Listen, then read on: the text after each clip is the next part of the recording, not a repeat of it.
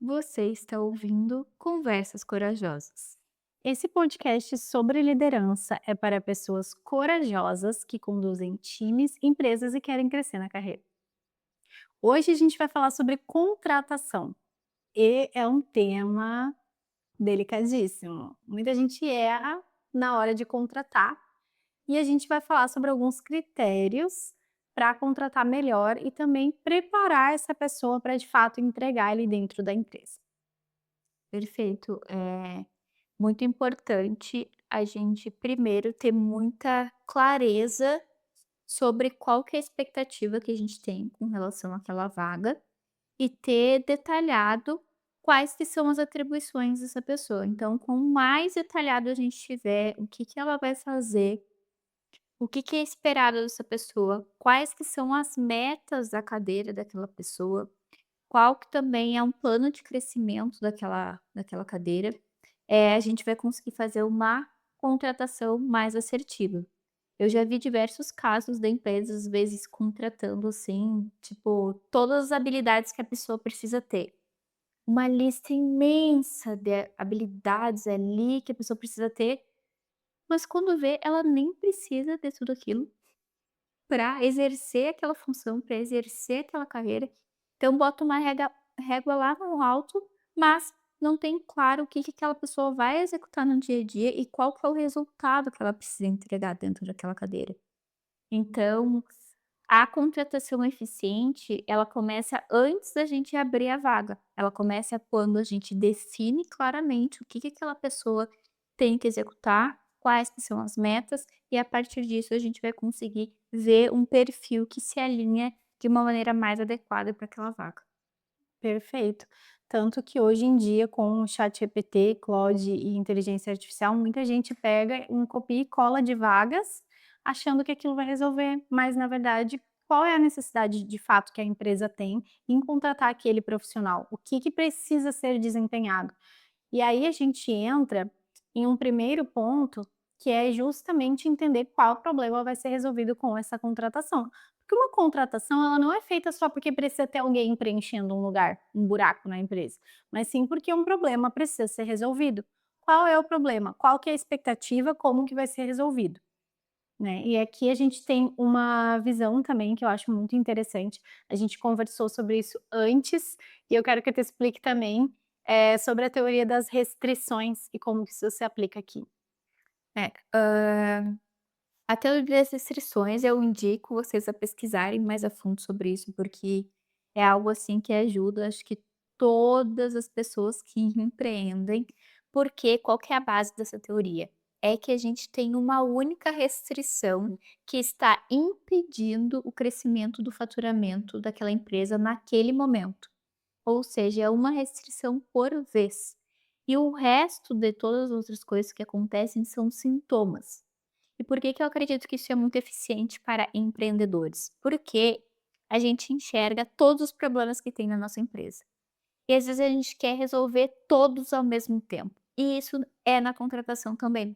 A gente vê várias pessoas que a gente poderia contratar para fazer X, PTO lá, várias coisas, só que a gente tem que entender qual que é a cadeira estratégica que a gente vai contratar agora e que vai impactar no crescimento de faturamento da empresa. Claro, aqui a gente não está falando, às vezes, para repor uma cadeira que já ganha, né, já tem um retorno financeiro que está atrelado àquela cadeira em específico. Aqui a gente está falando de como a gente vai contratar, às vezes, uma nova vaga. Então a gente precisa ter claro sobre qual problema, qual restrição que aquela cadeira vai resolver. A gente consegue resolver aquilo de outras maneiras, né, deixando mais eficiente algum processo, realocando alguma pessoa internamente, movimentando para não ter um aumento necessariamente de custo fixo de pessoas? Não, a gente não consegue resolver. Se a gente contratar essa pessoa, a gente consegue aumentar a nossa capacidade produtiva, a gente consegue atender mais clientes? Sim, então vamos fazer essa contratação. Então, a teoria das restrições ela se aplica para diversas situações, mas eu acredito que para a contratação ela consegue fazer com que a gente identifique qual que é o problema atual da empresa que está impedindo a empresa de crescer mais, que está impedindo a empresa de faturar mais, e a partir disso a gente contrate essa pessoa de uma maneira mais assertiva. Exato. E aí tu falou também um termo que eu acho muito chave aqui quando a gente pensa em time, de forma geral, que é a capacidade produtiva desse time. Então, como que eu vou saber o que eu espero que aquela pessoa me entregue? Qual que é o mínimo esperado? Até onde ela pode chegar? Então, qual que é a capacidade produtiva? Se eu não sei isso, como é que eu vou poder exigir dela o que ela poderia me entregar? Não vou conseguir. Eu sempre vou estar à mercê do que a pessoa diz que ela consegue, mas eu não vou ter a clareza do que de fato ela poderia, e até entender se a pessoa está sendo produtiva o suficiente dentro da empresa ou não, se ela se adequa àquilo que é esperado ou não, se aquilo é possível de corrigir num feedback, a gente vai ter um episódio só Hum. sobre isso, ou não também. Então, isso é muito importante. Outro ponto que quando a gente fala de contratação, é que muitas pessoas acabam contratando, "Ai, não teve adaptação, não deu certo, a pessoa não era boa, vai embora", mas assim, não teve treinamento, não teve onboarding, foi um dinheiro que foi pelo ralo, porque não houve ali uma preparação daquele profissional. Então, o onboarding, da mesma forma que quando a gente tem um novo cliente que entra, a gente dá todo o contexto para aquele cliente, quando entra um novo profissional, ele precisa de contexto também. Se até a inteligência artificial precisa de contexto para trabalhar bem, uma pessoa não precisaria?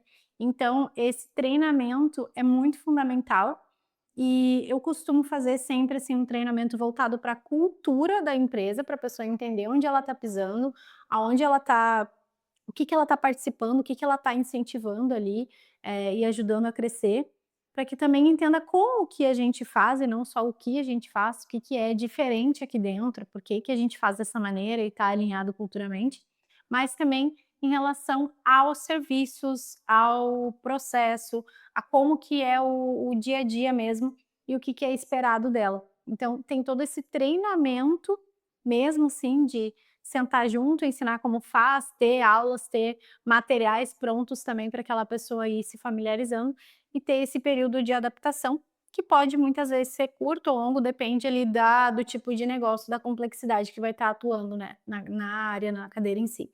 Mas, eu vejo essa integração, tanto técnica quanto cultural, como algo muito importante para, de fato, a gente conseguir reter aquela pessoa e ter o melhor proveito daquele colaborador. É, uma recomendação, assim como você ter muito claro, as atribuições daquela cadeira, né, você também tem que dedicar muito tempo para ter processos claros, processos bem definidos. Se, por exemplo, atualmente é hoje que você que faz, o que você vai contratar essa pessoa para fazer, dedique um tempo para documentar todo o passo a passo. Qual que é o passo A, o passo B, o passo C, o passo D, porque é isso que vai construir o onboarding técnico dessa pessoa, né. Porque aí tem a nível da cultura, primeiro a cultura da empresa tem que estar bem clara, então Hum, isso já tem que estar definido, e também um onboarding técnico, que é você vai passar esse passo a passo. E isso auxilia muito até mesmo na hora de a gente fazer os ajustes, que tem o passo 1, 2, 3, 4, 5, 6. Você orientou, tem uma documentação ali, tudo certinho. E aí, por exemplo, deu alguma falha, e aí você observa que a pessoa não seguiu o passo 3. Então como é que você vai lá? Vai lá e: "Fulano, você não seguiu o passo 3. Você fez o 1, o 2, o 4, o 5, o 6 e o 7. Faltou o 3 e por isso que o resultado final não ficou adequado". Então você vai conseguir treinar a pessoa de uma maneira mais eficiente, vai conseguir dar um feedback de uma maneira mais eficiente, e aí você vai conseguir fazer esses ajustes, essa adaptação ali da pessoa. Então precisa ter os processos claros e bem definidos. Caso não tenha alguma parte do processo que ainda não está definido, você também vai ter que acordar com aquela pessoa, conversar sobre isso e tudo mais, porque isso vai ter uma necessidade de ser criado. Então, documentação é muito importante, a gente ter clareza sobre cada uma dessas cadeiras, para que a gente, além de fazer uma contratação eficiente, a gente consiga fazer um bom onboarding e um bom treinamento dessa pessoa, né. Exatamente. Tu falou sobre estruturar os processos e antes de começar a delegar funções na minha empresa, eu fiz exatamente isso, assim, eu sentei, abri um Google Docs, comecei a listar tudo que eu fazia quando eu fazia um serviço de identidade visual. Todas as etapas, desde o primeiro contato com o cliente até a entrega final, aprovação, feedback. Eu anotei tudo de todos os serviços que eu fazia e hoje esse processo é o que guia desde aquela época até hoje, claro, sempre vai passando por melhoramentos, né, quando necessário, mas é o processo base que guia toda a equipe, e no sentido de também, eh, sair daquele microgerenciamento que a gente já mencionou aqui. Se a pessoa sabe o processo, tu consegue mapear onde ela errou, onde ela acertou, tu também não precisa ficar toda etapa ali em cima da pessoa, fez aquilo, fez aquilo. E outra coisa que evita também é do profissional ficar te perguntando coisas desnecessárias toda hora, porque tá tudo documentado, ele sabe exatamente o que precisa ser feito. Então, fica mais estimulante no sentido da autogestão também desse time. Aí a gente tem a questão de clareza de expectativa. E metas, metas.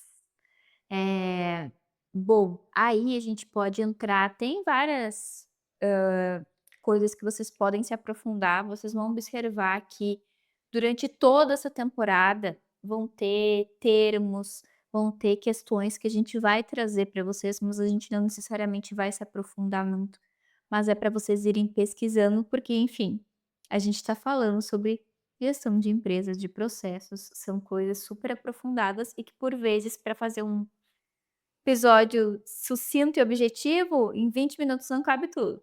Uma dessas questões é, você já deve ter ouvido falar sobre OKRs e KRs, ou seja, as grandes metas e as pequenas metas ali que você vai definir. Então, o que acontece? A sua empresa, ela precisa ter uma meta. Se a empresa já não tem uma meta, Já começou errado já o planejamento. gente, já Vamos tem que voltar. Fase um. fase um meta. Qual que é a meta da empresa, né? Tal. Depois dessa meta, ela vai se cascatear pelas áreas da empresa. Então, cada área da empresa vai ter as suas outras metas. E aí, essas metas das áreas vão cascatear para cada posição, para cada cadeira. Chegou naquela pessoa, qual que é as metas daquela cadeira? E aí você vai elencar as metas dessa pessoa. Isso precisa ter claro para ela, tanto no onboarding quanto no acompanhamento que você vai fazendo com aquela pessoa. Se é numa rotina de one on one, vocês também vão bater as metas, como que está o andamento, qual que é a dificuldade. Meta não é para só chegar no final do período e ver, ah, bateu, não bateu. Não, a gente tem que ir fazendo esse acompanhamento para ir ajustando e poder fazer isso de uma maneira eficiente. Essas metas podem estar muito bem atreladas no PDI. O que é o PDI? É o Plano de Desenvolvimento Individual, que vai ser o plano que aquela cadeira vai ter, né, que aquela pessoa, por exemplo, é um designer, qual que é o plano de desenvolvimento individual daquela pessoa, que obviamente é um plano da cadeira, né, da cadeira de designer, ou seja, todos os designers vão ter esse plano que vai ser acompanhado individualmente. Vai ter as formações, as habilidades, hard skills, soft skills e as metas. E essas metas, o cumprimento dessas metas podem estar atrelado a remunerações variáveis que essas pessoas vão receber e também podem estar atrelados a essa pessoa conseguir uma promoção, ir para um outro nível com o atingimento dessas metas. Então a pessoa tem muito claro como que ela pode crescer dentro da sua empresa. E isso favorece muito a retenção de talentos e visão de médio e longo prazo. A pessoa precisa ter essa visão desde o momento que ela entrou naquela empresa, porque é assim que você vai conseguir bons talentos, que são esses profissionais maduros que já visam, né, a construção de longo prazo, que não é aquele profissional que vai entrar e vai querer ficar com você 3, 6 meses. Não, ele quer construir algo de anos para conseguir construir uma carreira. Então, para isso, você tem que preparar, né, esse ambiente de crescimento e desenvolvimento daquela pessoa. Exato. É isso, exatamente isso, gente. Espero que vocês tenham trazido para dentro do cérebro e da alma esse direcionamento que a Bianca passou. Porque assim, ó, pensa o profissional que ele tem um plano de desenvolvimento, que ele tem uma meta clara, que ele tem uma clareza do que ele precisa alcançar e que ele vai ter estímulos para isso, seja uma bonificação variável, seja um crescimento de cargo, seja um crescimento dentro da empresa, participação de outras formas, é muito mais estimulante para esse profissional tanto de dar o check naquela meta e conseguir avançar, para esse objetivo que também é ganhar mais e crescer mais e, enfim, se desenvolver como profissional na sua carreira, é muito benéfico para ambos os lados, é um ganha-ganha. Então, ter essa visão realmente faz toda a diferença, até no engajamento da equipe, a galera realmente está comprometida ali junto, comprando o que você está falando e cultuando ali na empresa, né. Então, é uma ótima forma de ter mais participação da equipe também. É, a gente já ganhou muitos processos seletivos, porque a gente tem que pensar, gente, a contratação, acho que tem que sair os empresários e empresárias, enfim, tem que sair de um pedestal da tipo assim: "Ai, que como se a tua vaga fosse a melhor vaga do mundo e que você, ai, estou contratando, você está numa posição de poder", e é isso, gente, por favor. Uhum. A gente se a gente quer contratar bons profissionais, profissionais inteligentes, eles têm critérios. Então, você também tem que saber que você tá é quase assim, ó, a minha sócia, ela traz isso, que ela é uma vendedora, ela vende, né, o sonho ali para a Uhum. pessoa, porque a pessoa ela vai nos escolher, ela vai escolher trabalhar com a gente também. Então, muitas vezes a gente ganhou nessa competição, porque a pessoa tá inscrita em diversas empresas, a gente ganhou nessa competição, porque a gente tinha um plano de desenvolvimento muito claro. Então, as pessoas elas tinham claro o caminho que elas iam percorrer dentro da empresa e como que elas poderiam crescer dentro da empresa e como que elas poderiam se desenvolver. Todos os profissionais, que entraram aqui e quiseram, enfim, se dedicaram para isso dentro da minha empresa, eles entraram um profissional, às vezes, júnior e saiu um profissional pleno, entraram plenos e saíram sêniors, né, porque as pessoas se desenvolvem aqui dentro, elas têm um plano de desenvolvimento claro e eu faço um acompanhamento eficiente dessas pessoas, né. As pessoas que estão aqui, que permanecem, porque às vezes a pessoa vai permanecer 1, 2, 3, 4 anos, depois vai para ir para uma outra oportunidade, enfim, faz parte, é o jogo. E as pessoas que permanecem são pessoas que também estão se desenvolvendo e estão crescendo. Então, se você quer contratar pessoas, profissionais inteligentes, profissionais que têm critérios, que levam a sério as suas carreiras e o seu trabalho, você precisa estar à altura desses profissionais na hora da contratação. Aí você quer que a pessoa seja inteligente, que ela te entregue, que ela tenha visão de crescimento, que ela tenha ali dedicação pela sua empresa e você não se dedicou para fazer um plano de desenvolvimento, não se dedicou para definir metas, não se dedicou para desenvolver todas as requisições daquela cadeira. Que tipo de profissional tu vai contratar? Profissional que não tem esse tipo de critério Uhum. e que não vai, te entregar a expectativa que você quer. Então, tem que levar isso em consideração que a gente também está competindo por bons profissionais do mercado. Exatamente. Eu vejo muito o momento da entrevista, para os 2 lados, né. O entrevistador ele pode ser tanto o candidato à vaga quanto a empresa, porque um bom profissional que está buscando realmente se comprometer em uma empresa e crescer ali, desenvolver sua carreira, ele vai fazer perguntas também, ele vai querer entender como é que é dentro da empresa, ele vai querer entender se ali ele tem possibilidade de se desenvolver de verdade, ele vai querer saber da cultura, ele vai querer saber como é que funciona, então já é um critério de avaliação de nós que estamos contratando, entender a qualidade de pensamento desse profissional na própria entrevista, no engajamento que ele tem ali naquele momento, no como ele chegou preparado e pesquisou sobre a empresa antes, porque, gente, fazendo entrevista, a gente vê várias coisas, né, já vi de muita coisa, assim, pessoas que chegaram sem nem saber o que que era, pessoas que chegaram com tudo na ponta da língua, super interessados, então realmente, é muito diverso, assim, mas a gente precisa ter esse olhar de que realmente é para os 2 lados. E para encerrar aqui, a gente quer deixar uma missão para vocês sobre essa temática, que é para você revisar as cadeiras na sua empresa. Se você está em busca de fazer uma próxima contratação, ter esse olhar para essa próxima contratação, mas se ainda não é o momento, para todas as cadeiras que você tem hoje, pessoas que trabalham com você, ou mesmo no futuro quero ter pessoa X, já começa a fazer esse plano de desenvolvimento, ou seja, o que que eu espero dessa pessoa, o que que eu preciso que ela entregue, quais são as metas que eu vou definir para ela. E estruturar isso em um plano com prazos também, para que você consiga mensurar o que está dando certo, o que que não está dando. Perfeito. É isso, e a gente se encontra no próximo episódio, onde a gente vai falar sobre demissão.